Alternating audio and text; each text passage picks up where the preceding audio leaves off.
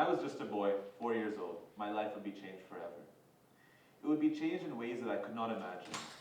However, in it, I acquired something. This was not a physical thing that I could touch, see, feel, or hear. However, it was more so a belief, an idea. A belief in what could be, but more importantly, a belief in what would be. Adversity is something that will come to us no matter who you are. Whether a toddler, a teenager, or an adult, you will face some form of trial and tribulation in your life. For students, it might be the challenge to attain a certain grade, but for adults, it might be the coping with the loss of a loved one, grief, or it might come in the challenges of establishing a source of financial stability. However, what unites all forms of adversity is that they can be overcome. And that's one of the central points of this talk. No matter what comes at you, no matter how much weight it has towards you, no matter how much impact it has, it can be overcome. Adversity is not something that should be a barrier. It is something that you can overcome, and through this overcoming, better yourself and understand who you truly are. For you to know who you are, you need to understand what you are capable of. Part of this is understanding your actions, your past, and what it means to you specifically. By understanding your past and understanding your actions that contributed to it, you not only better yourself, but you improve yourself as a human being. By understanding your past and understanding the true implications of what you've done in the past, such as getting a certain grade, you understand why you got that grade, how you got that grade. And maybe by looking at that, you slowly start to realize what really it means to you. By understanding what the past means to you is the key part of improving your life. To lead a truly filling, motivating, and full life, you must understand your past and how it affects you.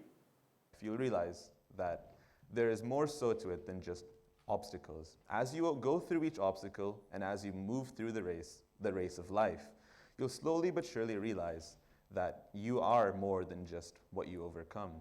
Think of this. Think of a mental trophy room. Inside of this trophy room is all that you do, all that you overcome.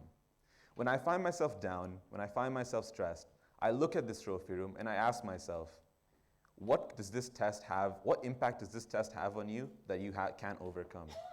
This trophy room is something that I encourage each and every one of you in the audience to think about. Think about creating a space in your brain where you can look to see all the accolades and achievements of your past. You'll realize that as you enter this room when you're in times of stress, that you can actually take from it. Take something from the top of the shelves. The shelves are filled with each and everything you do. Each action you go through in your life is something that can be added to this trophy room. And as a result of it, it can be a place of inspiration for you. However, at this point, I haven't addressed the looming question. What possibly could have had such an impact on me at the age of just 4?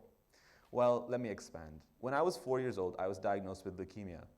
Specifically, acute lymphoblastic leukemia. Basically, this meant that 95% of my blood cells were ridden with leukemia white blood B cells. White blood B cells are responsible for maintaining the immune system, and not just that.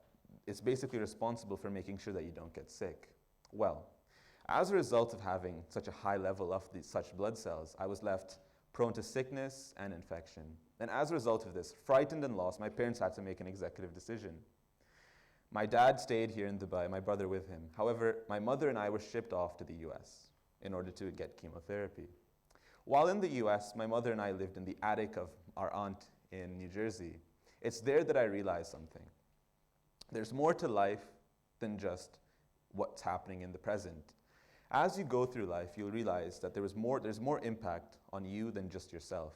People around you have impacts on you, but not just that. You yourself have a great impact on those around you.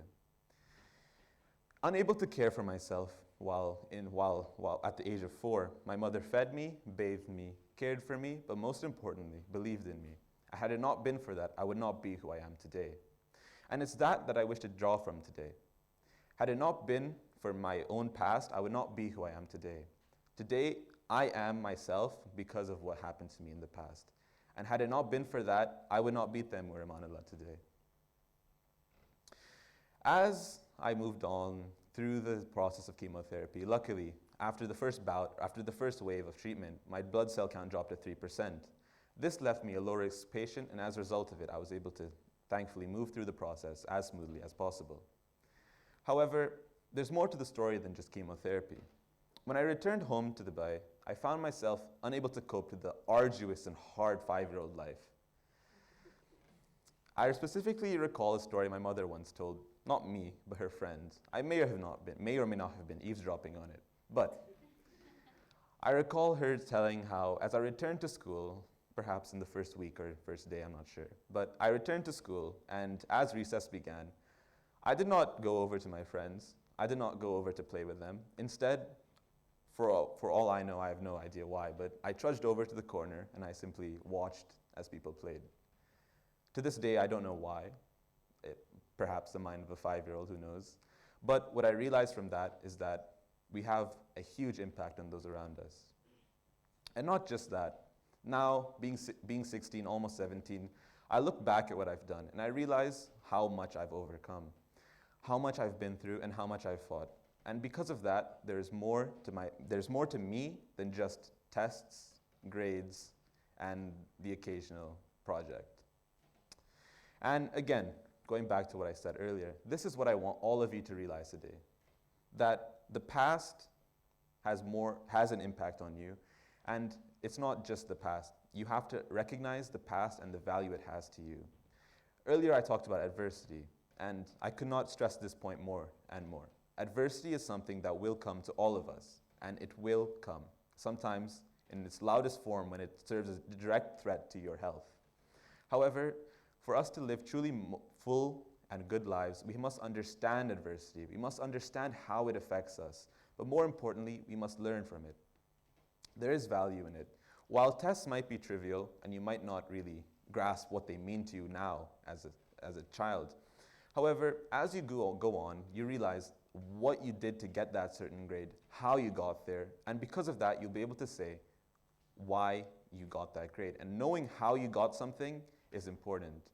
As you move on throughout your lives, whether it be applying to college or applying for a job interview, you'll realize you have to draw from the past. The past is something that you can never forget.